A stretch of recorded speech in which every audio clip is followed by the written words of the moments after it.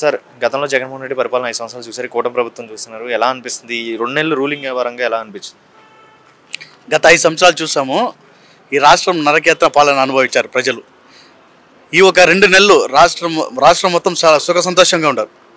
విద్యార్థులు కానీ, యువత కానీ, మహిళలు కానీ అందరూ ఈ కూటమి ప్రభుత్వాన్ని మెచ్చుకుంటున్నారు. ఎందుకంటే నారా చంద్రబాబు నాయుడు గారి నాయకత్వము, పవన్ కళ్యాణ్ గారి పొత్తు, అదేవిధంగా బీజేపీ గారి అండ, నారా లోకేష్ గారి మొత్తం పార్టీని నడిచే విధానం చూసి రాష్ట్రం మొత్తము ఈరోజు ప్రశంసలు కురిపిస్తుంది. అదే కాకుండా యువతల్లో ఎప్పుడు లేని విధంగా జోష్ ఈరోజు రాష్ట్ర వ్యాప్తంగా నారా లోకేష్ గారు కానీ, పవన్ కళ్యాణ్ గారిని నింపుతున్నారంటే రానున్న రోజుల్లో మన రాష్ట్ర అభివృద్ధికి గత 20-30 సంవత్సరాలు కూడా రాష్ట్రం ఇంకా వెనుకబడింది. కాబట్టి ఖచ్చితంగా అభివృద్ధిని నారా లోకేష్ గారు, పవన్ కళ్యాణ్ గారు డిసైడ్ చేసి చంద్రబాబు నాయకత్వంలో అన్ని మంచి జరుగుతుంది ఆశిస్తున్నాం. సార్ అంటే అభివృద్ధి పరంగా ముందుకెళ్ళిద్దని అంటున్నారు. ఓకే, అంటే నిరుద్యోగం అనేది వేరే స్టేట్కి వెళ్ళిపోతుంది. గ్రాడ్యుయేషన్ అయినా కూడా బెంగళూరు, హైదరాబాద్, తెలంగాణ, కర్ణాటక వెళ్ళిపోతుంది. మన ఆంధ్రాలోనే పిల్లలు చదువుకొని ఇక్కడే ఉద్యోగాలు చేసే అవకాశం ఉండిద్ది అంటారు ఈ కూటమి ప్రభుత్వం?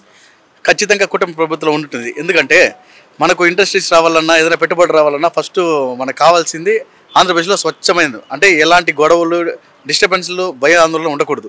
ఈ కూటమి ప్రభుత్వంలో చంద్రబాబు నాయుడు గారు ఒకటే చెప్పారు, ప్రజల్ని స్వేచ్ఛగా వదిలేసినాడు. ఏ ఇండస్ట్రీస్ వాళ్ళని రావచ్చు, ఏ పెట్టుబడులను తేవచ్చు, ఖచ్చితంగా వాళ్ళకి కావాల్సిన పెట్టుబడులకు సంబంధించిన ల్యాండ్ కానీ ప్రభుత్వం నుంచి ఏమేమి సదుపాయాలు కల్పించాలో ఖచ్చితంగా కల్పిస్తాం. అంటే పోయిన గవర్నమెంట్ జగన్మోహన్ రెడ్డి వాటాలు అడిగాడు, ప్రతి ఇండస్ట్రీస్ని భయపడిచ్చాడు, కొంచెం లంచాలు తీసుకునేట్లా. చంద్రబాబు నాయుడు అట్లా కాదు, మీరు ఇండస్ట్రీ పెట్టండి, ప్రజలకు, యువతకి మీరు ఉద్యోగాలు కల్పించండి, ఓపెన్ ఫ్యాక్ట్గా ఉంటారు. కాబట్టి చంద్రబాబు నాయుడు నాయకత్వంలో ఖచ్చితంగా జాబ్స్ అన్ని ఖచ్చితంగా వస్తుంది.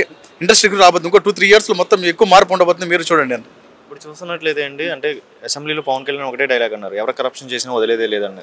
ఆ కరప్షన్ చేసిన వాళ్ళకి కఠినమైన చర్యలు ఉంటాయంటారా? ఖచ్చితంగా అండి. కరప్షన్ ఎవరు చేసినా ఖచ్చితంగా చంద్రబాబు నాయుడు గారికి, పవన్ కళ్యాణ్ వదలరు. ఎందుకంటే ఒకవేళ ముందు చేసిన వాళ్ళని ఎవరన్నా ఇప్పుడు చేస్తూ ఉంటే, టీడీపీలో కూడా కొంతమంది ఒకవేళ చేస్తుంటే కూడా కరెక్షన్ చేసుకుంటారు, కానీ ఇంకా మీదట అట్లా పాల్పడరు. అది మాత్రం ఖచ్చితంగా అండి.